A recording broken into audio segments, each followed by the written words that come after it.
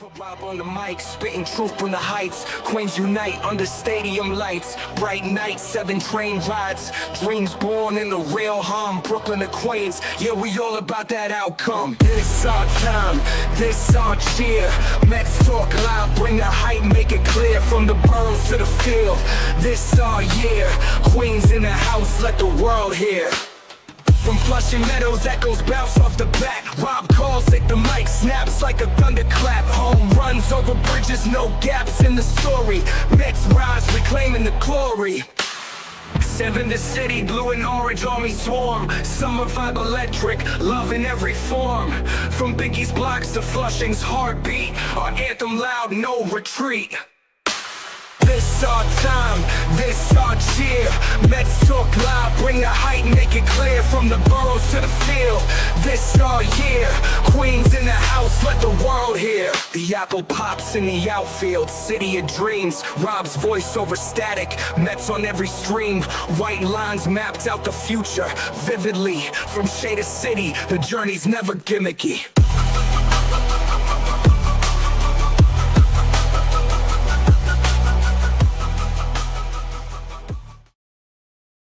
What's up, Mets fans? Welcome back to Mets Talk Live right here on the channel and on X. How is everybody doing on this Thursday, May 8th?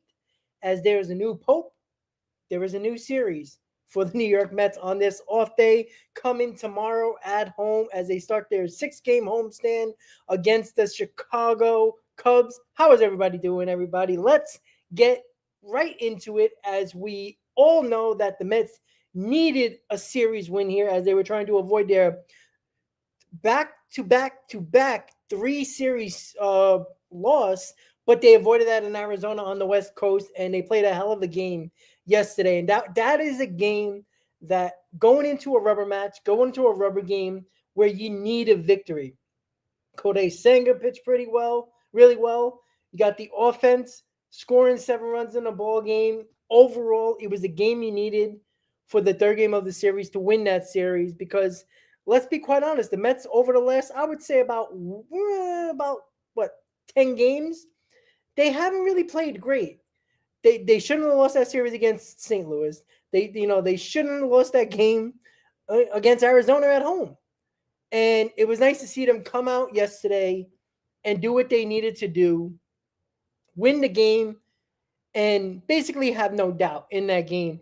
And I do like the fact that you still see what the Mets are capable of when things are clicking, when things are going right. They look like a dangerous team. They haven't played well over the last 10 games or so, but they're 5-5 in their last 10. They won this last series against Arizona in Arizona. I mean, it was basically Citi Field West out there in Arizona. It just shows you that, it's not fan bases all the time. Sometimes it's crazy that, home teams don't really have a home field advantage sometimes. I mean, it's been outstanding with the Met fans this year on the road. They've been everywhere. It's been loud in every ballpark.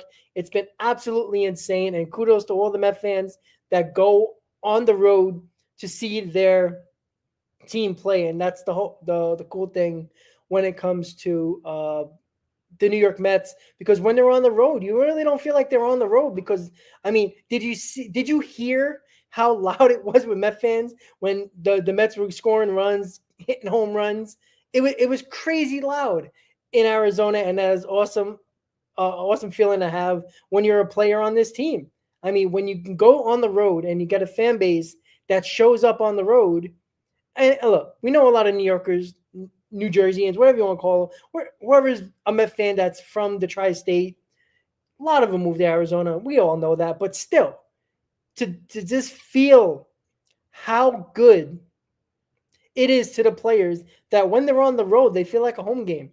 And that's awesome as well. So let's get into the series as a whole in Arizona. I want to say what up to everybody in the chat before we get started. We got Robert here. We got Dolo, Sanders, Committee, Ray, Mr. Delight as well. So hopefully everybody's enjoying their Thursday. Hopefully one more day until the Knicks beat the Celtics ass once again in Boston and do it at MSG on Saturday.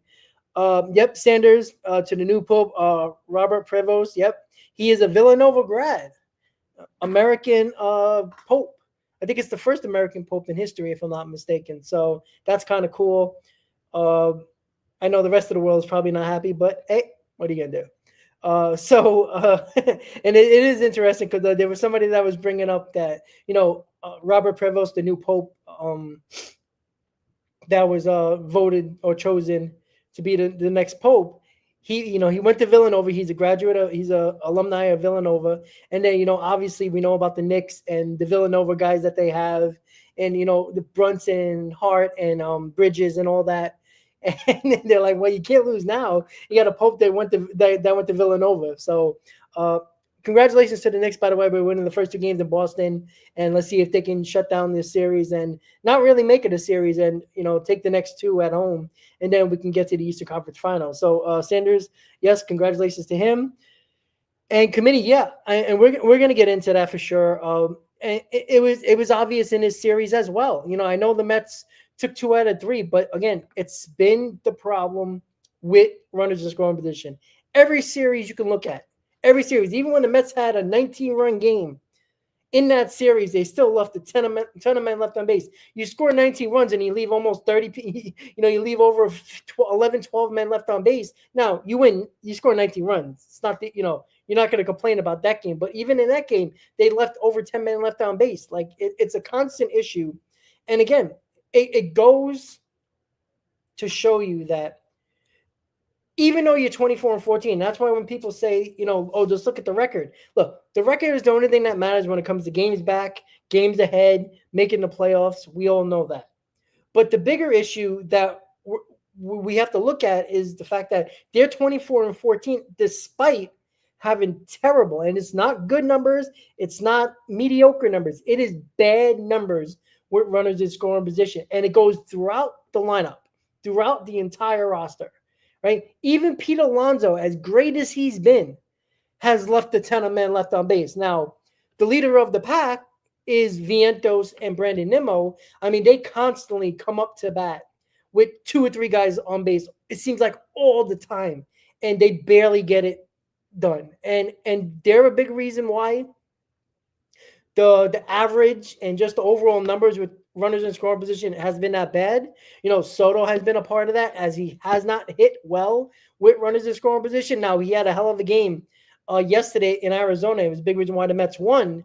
But this is probably his best series as a New York Met, and that's not saying much. It should be better. And again, I think over the last, about 10 games or so, he's batting like 325. He has a 1,300 OPS. He has like 12 walks in that 10-game stretch. Like, it's better numbers. You can see he's slowly getting there. And I do like the fact that he was quoted, and when somebody asked him about it, he goes, you know what? And people have to understand this. He's been on 4 teams in 4 years? San Diego, he was on Washington, then went to San Diego, then went to the Yankees, now the Mets.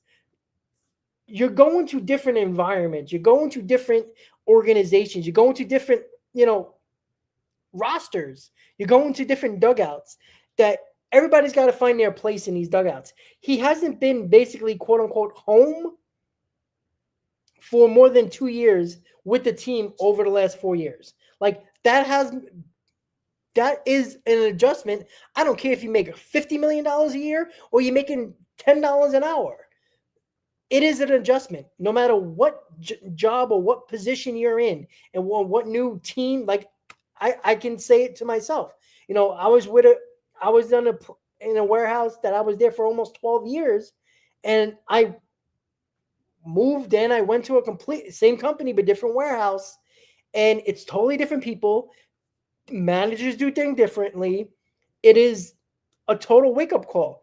And you know what? Sometimes you get down in the dirt because you're like, damn, maybe I shouldn't have gone because I don't like the way they do things here. Or you do like the way they do things here, and it might be easier or it might be better situation, but it takes time to adjust. And I think that's what it is with Juan Soto. Not only he's the richest player in baseball, technically, he has one of the biggest contracts in baseball. He's with another new organization, and it takes time. develop a rapport with your teammates, to get the vibe of the teammates. You got leaders on this team. It's not Juan Soto walking into the Nationals where they really don't have anybody, besides a veteran Zimmerman. But he's going to, walking in as the face of the franchise in Washington is a whole different ballgame. You're coming in with leaders like Lindor, Nimmo, Alonso. You're not the leader of the team. Now, you should be one of the best players on the team, but you're not one of the leaders on this team. So that is something that we all have to understand when it comes to Juan Soto. And again, this is not making excuses to why he hasn't been as good as we should expect him to be. But he could be a lot worse. And again, as I said at the beginning of the season, if that's the worst Juan Soto we get, we're in for a treat. Because even with a average Juan Soto, he is still finding his way on base, which is a big reason why Pete Alonso has a ton of RBIs, is because Juan Soto seems like on base for him almost every single time. Now, you don't take credit away from Pete Alonso because he got the job done.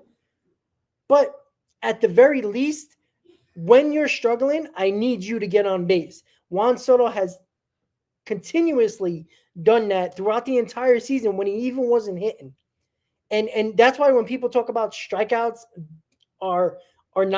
don't mean much, is the silliest, dumbest thing anybody can say. And when I hear that throughout baseball and the analytic people talking about it, it annoys the hell out of me, because strikeouts don't help your team at all. At least if you're struggling and you get on base by walks, it gives the next person an opportunity to, you extend the inning, number one. Number two, you give an opportunity to somebody else who might be hot, the opportunity to drive you in. And that is the big difference. That's why, like, Juan Soto has the most runs scored on this team. There's a reason for that. If you don't think that's a productive way of helping your team, then you don't know baseball, or you're gonna have to find every reason to get on Juan Soto. And again, does he need to be better? Absolutely. I'll be the first one to say that. But saying a fact isn't an excuse. Should he be better? Absolutely. We need him better with runners in scoring position, right? We need him to drive the ball more. He showed that yesterday. Right, some balls that it didn't even look like they were going to go out, but he gets that backspin on the ball, and that ball just carries. He's the type of guy that he's got to be in a rhythm, and he's slowly getting there. Again, in his last 10 games, he's batting over 300, 1,300 OPS, a ton of walks. I think he has 4 home runs, maybe 5 home runs, I believe, in that 10-game stretch, or 4 home runs in that 10-game stretch. He's hitting better. So that's where I think a lot of people forget the fact that how good he's actually been while struggling to put the bat on the ball. Like, make no mistake about it. The Mets wouldn't be 24-14 if Juan Soto hasn't gotten on base as much as he did for other guys to drive him in. Like, that's why when we talk about what do guys do when they're struggling, right? We know Brandon Nimmo, when he struggles, doesn't get on base. We know Mark Vientos doesn't get on base, strike out. Even Pete Alonso last year, when he was struggling like crazy, if he didn't hit a home run, he wasn't productive. What can you say about Juan Soto when he's struggling? You know he will get on base. That is a quality that very little players have as a solution to being bad with the bat or struggling with the bat, is to get on base. And he's done, even when he's red hot, he'll still take his walks. That's the beauty of it. So the good news is that the Mets are 24-14. Should they have more wins? Of course. I think they should have maybe 3. I would say, to push it a little bit, 4 wins. I think they should have swept the Cardinals. I think they should have won 2 out of 3 against the Diamondbacks. I mean, that's 3 more wins right there. So I would say 27-11, maybe even 28-10 if you're getting a little crazy. So they've lost games that they should have won. And again, that's baseball. This is what happens. There's some games we won that we should have lost. But the most important thing here is that you're seeing Juan Soto come around. You see the at-bats getting better and better and better. And even when he doesn't have a good at-bat, he'll find his way on. Pete Alonso has been the MVP of this team. We all know that, right? Lindor, even though he hasn't been good with runners in scoring position, he's had really good numbers this year. So 1, 2, and 3 have been very good for this team. The big reason why they're 24-14. Now, it would be nice if we get Vientos going a little bit more, or Nimmo, which I don't trust Nimmo, to be quite honest with you. Alvarez, it would be nice if he starts to hit a little bit more and not try to hit every ball out of the ballpark. That's something that he still has to learn. But just because you're in a good spot with your record doesn't mean there isn't room for improvement. There absolutely is. This team still hasn't hit its stride offensively. I don't know about you, but that's scary. If they ever hit their stride, and you hope it's soon, Soto's coming around, Lindor's doing his thing, Alonso's definitely doing his thing. I honestly think you need one more player. Alvarez, Vientos, Nimmo. We need one more of those guys to round up the top 4 in this lineup. If the top 4 in this lineup can continue to do what they need to do together, they're almost impossible to beat. And I do agree with people talking in chat about Acuna. Yes, he does need to play every day. And I know a lot of people were complaining about Marte in the cleanup spot. Yeah, I understand that. And, Marte's looking at 3 pitches right around the plate is not a good look at all. But it's going to be interesting. It really is going to be interesting what the dynamic of Beatty being back on this roster is going to do with the playing time of Luisano Acuna. It is Jeff McNeil being a part of this team that might take playing time away from Luisano Acuna, right? Luisano Acuna deserves to play every single day. I 100% agree with you. But when you got guys like Beatty and Jeff McNeil, they're going to get playing time. They just are.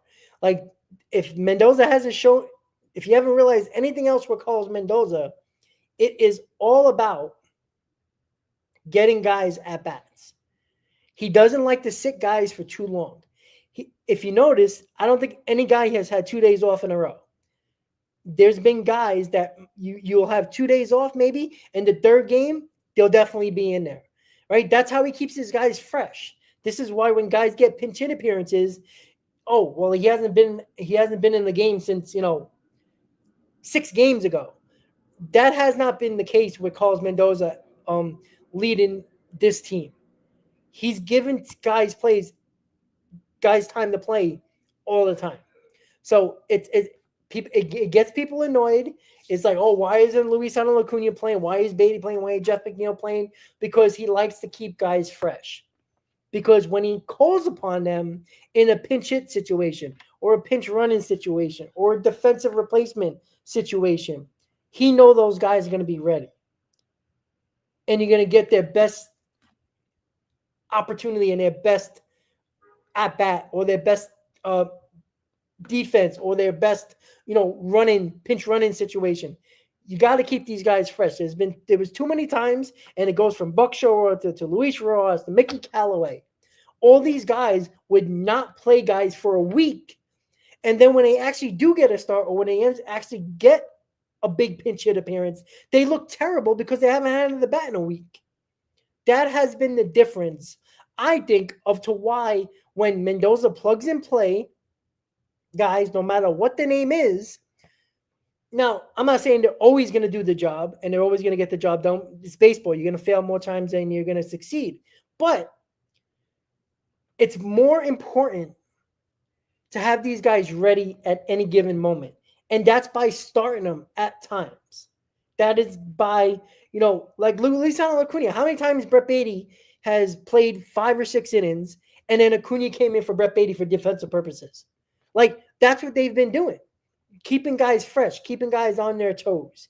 And especially with young players, you can't have them hovering around the bench for too long because they're going to get lazy, they're going to get bored, and that's when you're going to have bad plays defensively, where you're going to have bad at-bats. You got to keep these guys ready to go at all times. And Mendoza has done a great job with that. So for people going crazy about Mendoza and the lineup and why is this guy playing? Now, I am not going to get on Carlos Mendoza, like a lot of Met fans have, why is Starlin Marte in the cleanup spot?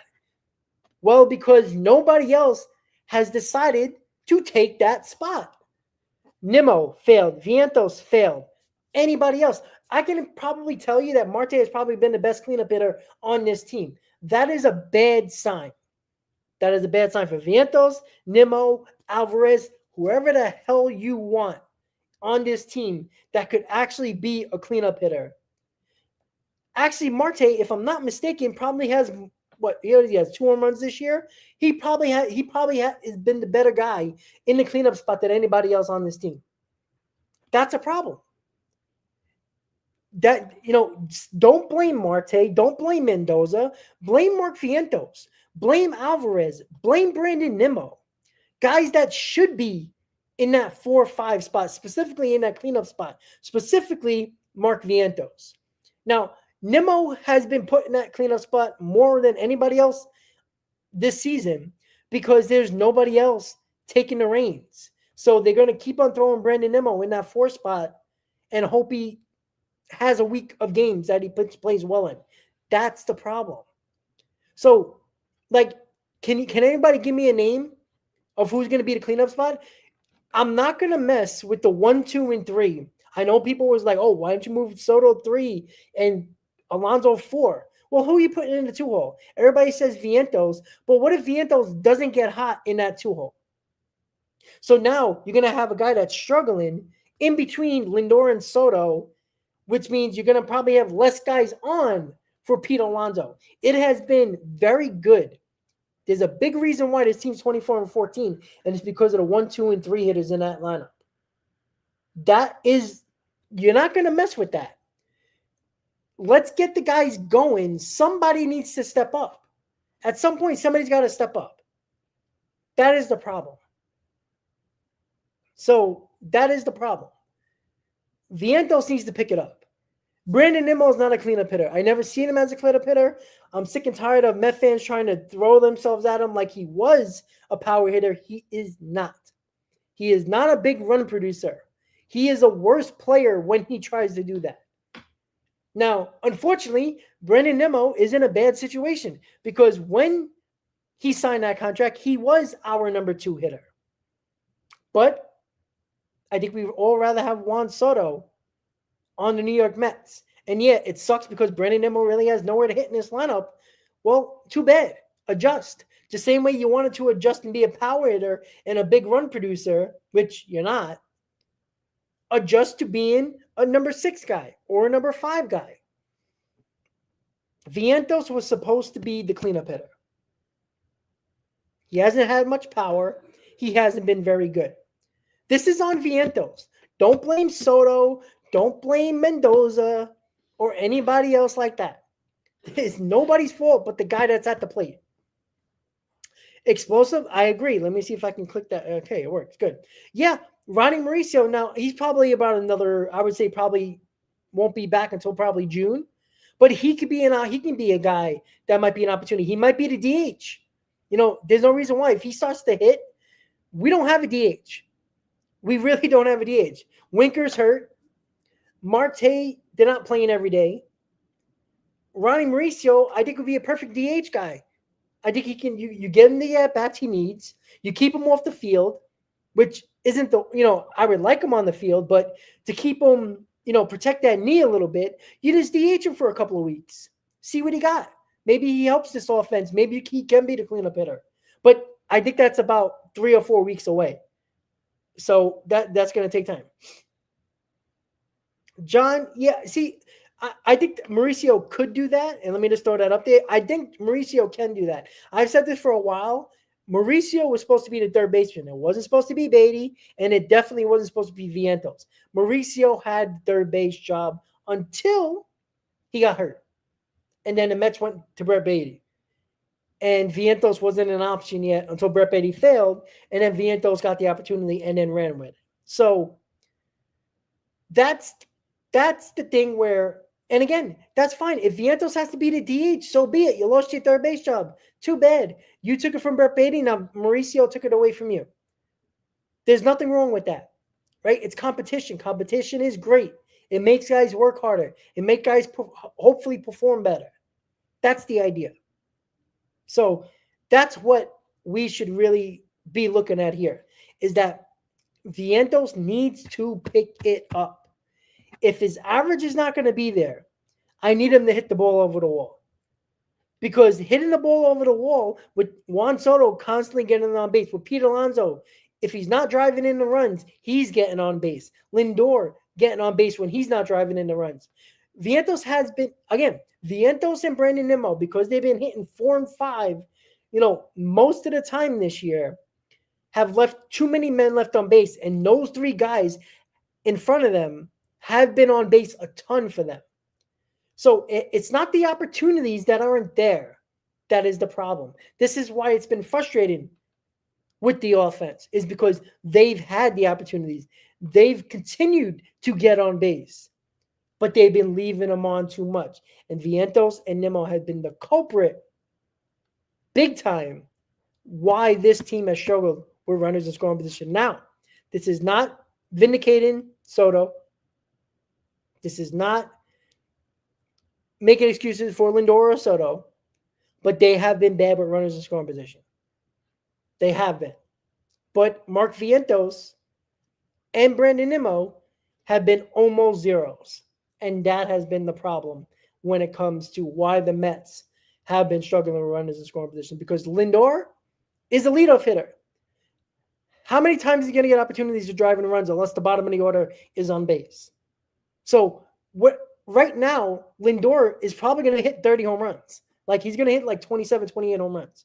So he's going to get RBIs just based on home runs. But you put Lindor in a leadoff spot. Yes, he's been clutch in big spots, but he's your leadoff hitter. What does your leadoff hitter need to do?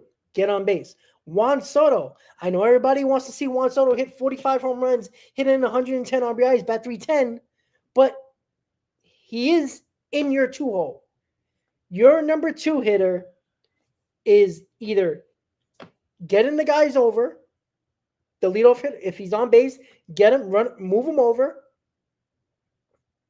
get on base somehow, because your 3 or 4 hitters are supposed to be your biggest run producers. Now, I know baseball has changed a little bit, where your best hitter is your number 2 hitter, and your big, run producer is your number 3 hitter, and your 4 hitter is kind of like, eh. But the way the Mets are set up, they're set up for the traditional 1 through 4. Lindor is your leadoff hitter. He's been getting on base a lot. That's good. That's what a leadoff hitter should do. The number 2 hitter, which Juan Soto is right now, is not hitting to the expectation that we think he should, but he's been a great number 2 hitter. He's been moving guys over. He's been getting on base a ton. For your number 3 hitter, who's been your biggest run producer, which is Pete Alonso. Now, your number 4 hitter is where the problem lies. The Mets don't have that right now. That's why Mendoza has been plugging in play guys all over the place. That's why Jesse Winker has been cleanup hitter. Marte, Nimmo, Vientos. Because nobody has stepped up. Let's not blame the guys that are in the top 3. Don't blame Mendoza. He's trying to find somebody. He used Nimmo. He's been trying Nimmo in the 4 spot. It's been fail after fail after fail. Vientos, because of what he did last year, should have been the prototypical 4 hitter, because he's a guy that can average 25 to 30 home runs, can drive those runs in. So if you had Pete Alonso and Vientos doing their job, or Vientos in particular, it would be so much better, this offense, but it's not, because of your 4 and 5 spots. They're not doing the job. And yeah, we can throw Luis Torrens. Yeah, but adorable. Spreading those top 3 across the lineup, how is that going to work? Right? You're not moving Lindor at a leadoff spot. Let's say you do this. Let's say you put Vientos 2. Now, if you're trying to split them up, how far can you split them up? Like, you want Alonso batting 5th? You want Soto batting 3rd? So what are you going to, how much more are you going to split them up? The only split you can do that I can see they might do is put Vientos 2, between Lindor and Soto and Alonso 4. But that doesn't stop the fact that you still have Nimmo in your 5 spot. And if Vientos doesn't perform in your number 2 hole, now you're getting a complete 0 right in the middle of the best part of your lineup.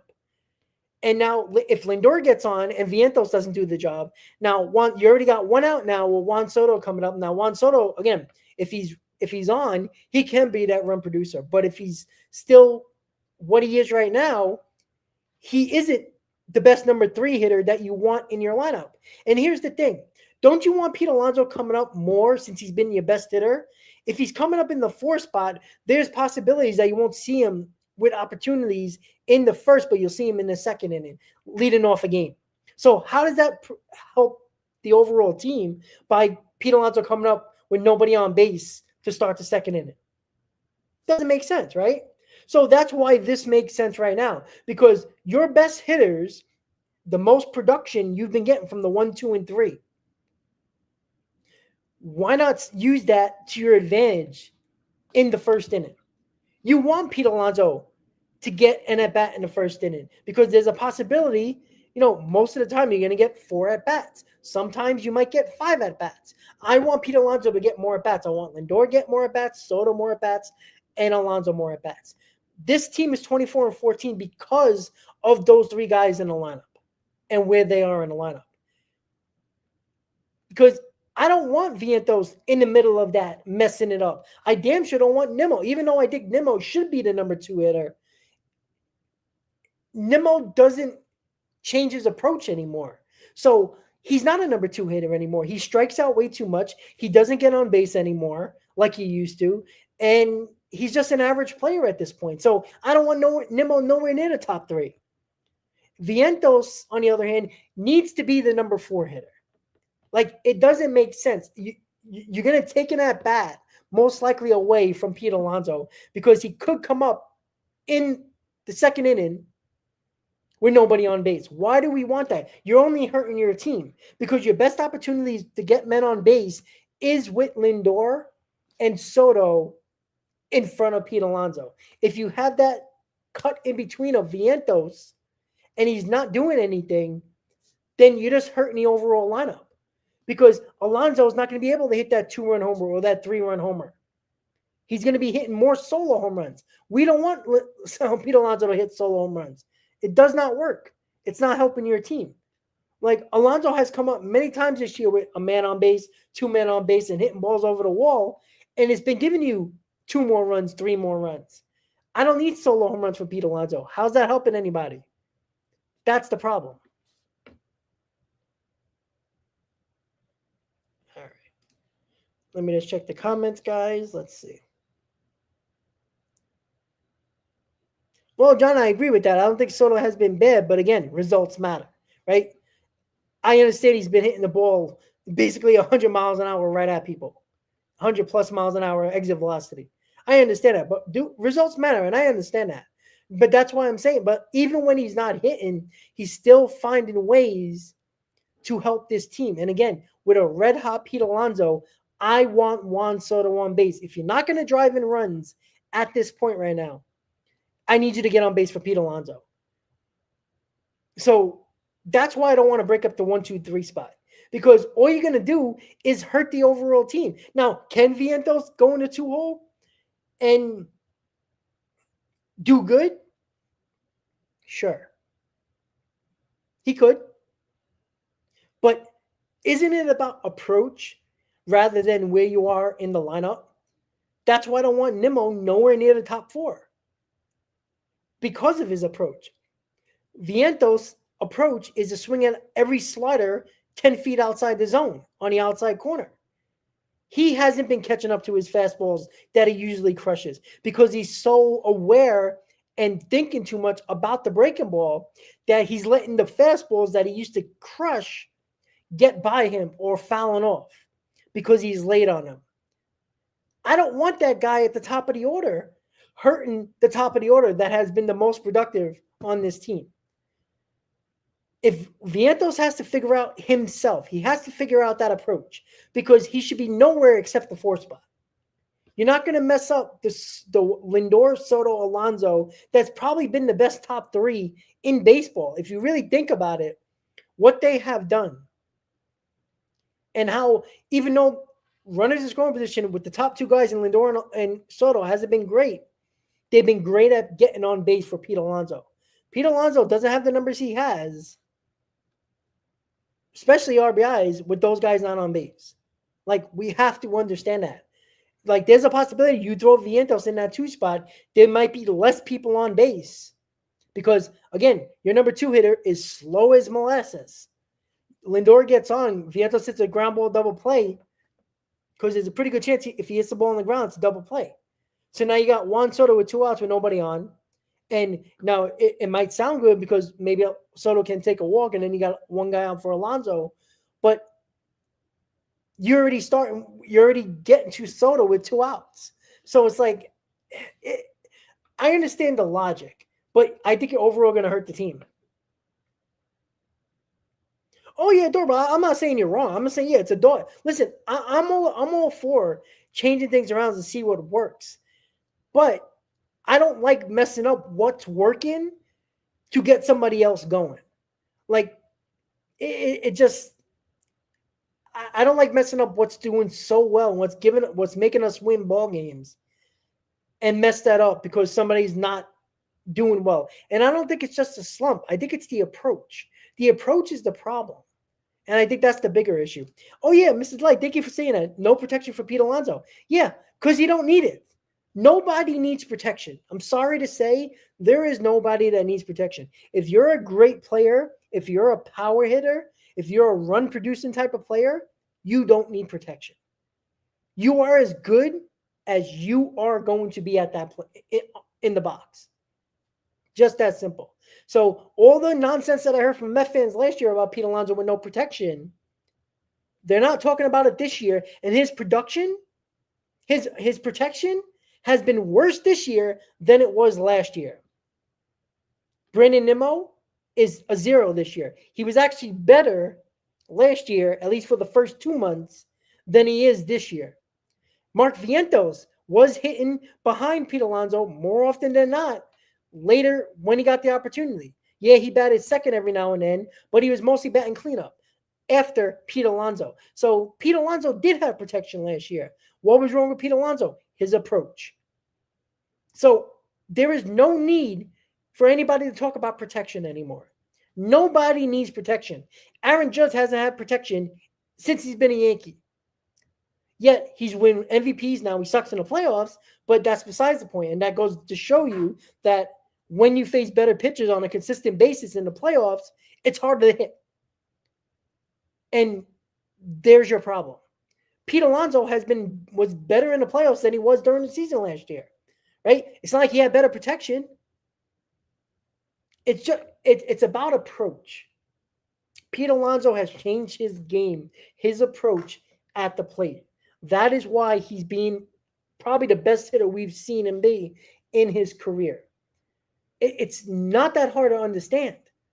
So that protection nonsense is what the light's talking about. There is no protection for Pete Alonso. You know why? Because if you're good, you don't need it.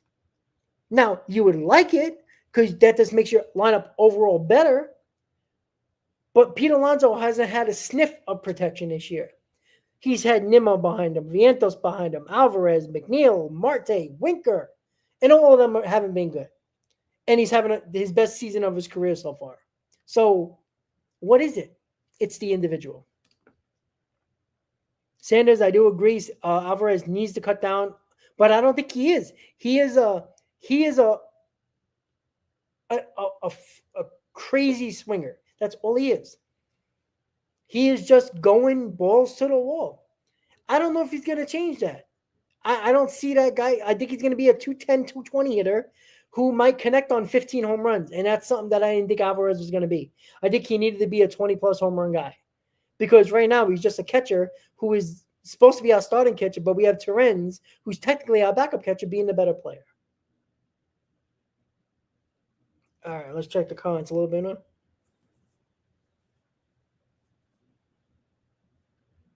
Yeah, John, I think the issue with Luisano Acuna being a leadoff. I mean that's ideal because of his speed. They're never gonna move Lindor from the leadoff spot again. They're just not. It's even if he's struggling, you're not moving Lindor because he's made this lineup so much more dynamic since being in the leadoff spot. The Mets have been 20, 25 games over 500 ever since Lindor has been been in the leadoff spot. You're not messing with that. Luis Acuna needs to be batting ninth. He is the most obvious choice to bat ninth. He can turn the lineup over by hitting a ground ball and beating out a throw. Like, that's dangerous. Luis Acuna shouldn't bat anywhere but ninth. I think it's better for this lineup. But as you've seen, he's been batting eighth, seventh. I think he batted sixth a couple of days ago. He needs to be in the 9 hole. Makes too much sense to put him in the 9 hole. All right, let's see. What else we got here?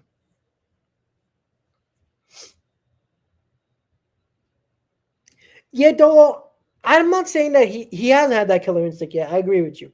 But as he said, and he's been very honest about it, that he's in a new environment. He's trying to get to know his teammates that he's going to be around for the rest of his career, or at least some of these guys. But he's going to be in this organization probably for the rest of his career. It's an adjustment period. And again, I'd love to see the Soto shuffle and intimidating pitches and shaking his head knowing that he got the pitcher right where he wants him, right? That's going to come with being more productive, feeling better at the plate. He hasn't felt good at the plate. He's been honest about it, right? He hasn't been hiding from it. And he knows that. You will see that eventually. Trust me. He's done it his whole career. He's going to do it. Again, if anybody thinks that this is not a totally different adjustment from being in San Diego or being with the Yankees last year in a contract year, only going to be there most likely for 1 year, and then he's going to test free agency.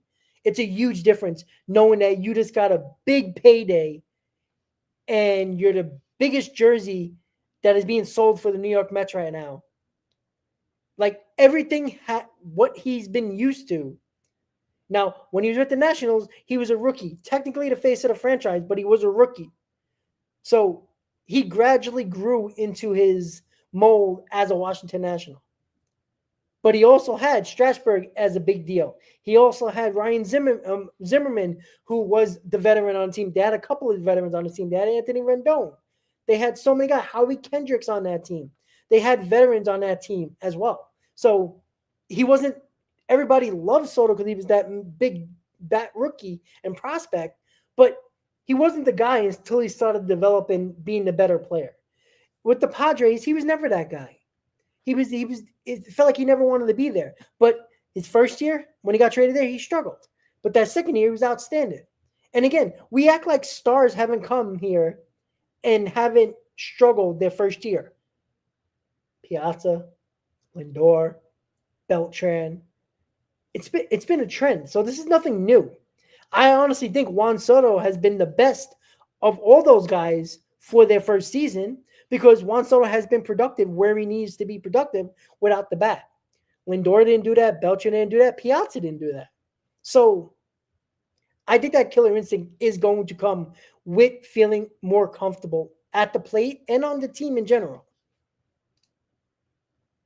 All right, let's keep on going.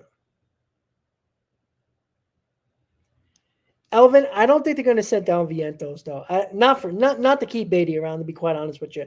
I don't want to see Beatty at third base every day. I'm a big advocate of Brett Beatty. Everybody knows that.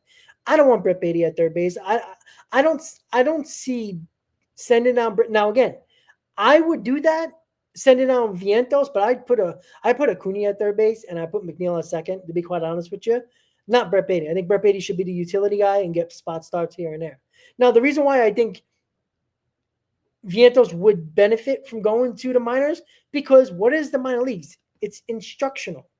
It is to get better or to figure things out. It's not a demotion for Vientos. It's to get right, to help your team at the big league level. So do I think they're going to do that? No. Would I do that? Yes. All right. So let's just talk about the starters really quick. The starters. David Peterson, Kodai Senga. I know David Peterson wasn't great, but he gave you that extra inning. He fought through that 6th inning to get you that 6th inning. Don't think for a second that that wasn't useful. It was. You know why? Because you saved some bullpen. And then Kodai Senga, with the rubber game, pitched 6 innings, and he was outstanding. Wonderful. That's what I want from Kodai Senga. Kodai Senga gets 42 days off every start. I need him to go as long as he possibly can. And he did it. He went to that 6th inning, pitched outstanding, and gave you the length. That's what you need. And you have an off day. Back-to-back days, you got 6 innings from your starters. Regardless of if Peterson pitched well, he didn't. But the Mets really gave him no offensive opportunities or offensive help at all. I mean, they were terrible in that game offensively. But David Peterson, even with his not best stuff, and this is why I talk about when you don't have your best stuff, you still should be able to try to get 5+ innings, get to that 6th inning, because it helps your bullpen. We had back-to-back days in this Arizona series going with a starter 6 innings. It saved your bullpen back-to-back days, and it's going to even save your bullpen more because you have an off day today going into your homestand against the Cubs and the Pirates. That is why it's important. You got to save this bullpen. It's only May 8th, and his bullpen has been used tremendously too much. You got to get more length. I'm not saying every guy's got to go 6 1/3, 7 innings, but if you can't go 5 innings on a consistent basis, are you really a starting pitcher or are you just an opener? Every one of these guys should be going 5 innings at least. And at times when you don't have it, and you might struggle, push through a 5th inning. At times, if you're doing okay but still struggling a little bit, push through a 6th inning. That's what David Peterson did. Kodai Senga was excellent. I mean, if you really thought, he could probably win 7. But I understand why Mendoza didn't do it. 6 is fine. It saves you from using 4, 5, 6 pitchers instead of now you only have to use 2, possibly 3. Huge difference, especially with an off day like today. So you saved your bullpen game 2 of the series, game 3 of the series, and with the off day, you save your entire bullpen. So going into this homestand, you got 3 against the Cubs. You got 3 against the Pirates. The Cubs are the biggest test of the year. It's even a bigger test than the Philadelphia Phillies. Now, at the time, the biggest test was Philly, and we swept them.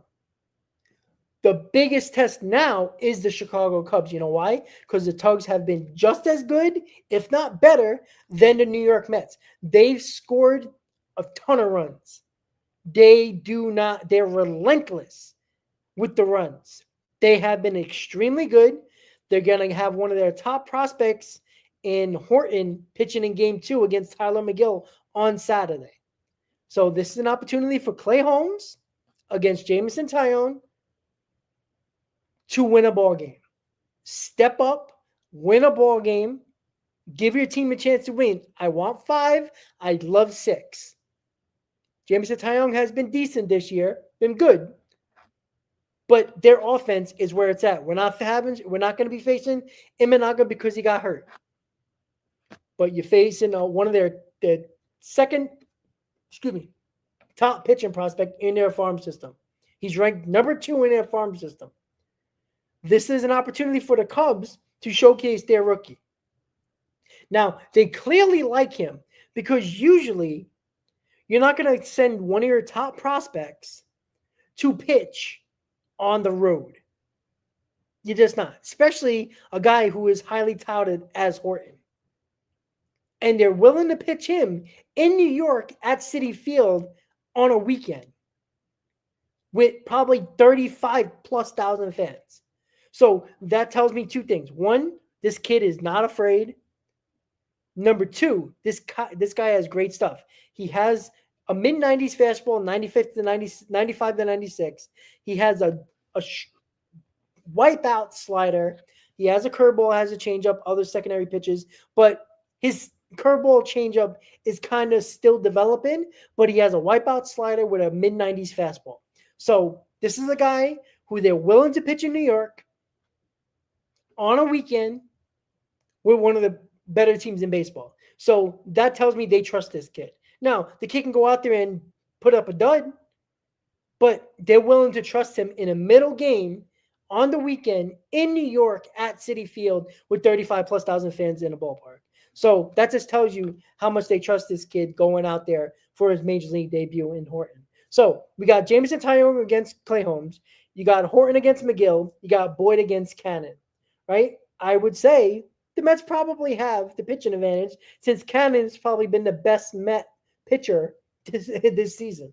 McGill, I'm not sure what you're going to get from him. He's starting to, look like same old McGill, where he'll have 5 or 6 good starts in a row and then start struggling throughout the next 3 months. This has been his MO. So I don't know what you're going to get from McGill.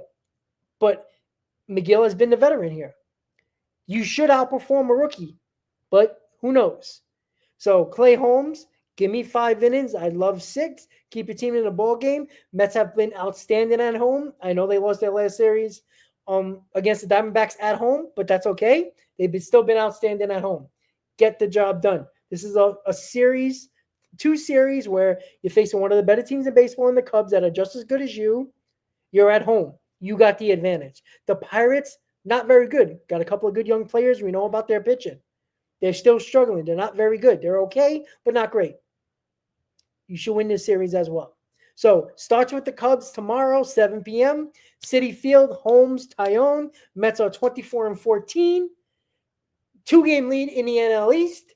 And we'll be ready to go. We'll be doing a pre and post tomorrow for the Cubby series at Citi Field. So thank you guys for watching Mets Talk Live. Hit that like button, guys. Hit that subscribe button. I'll see you tomorrow on the pregame show. Have a good night, guys. Let's go, Mets.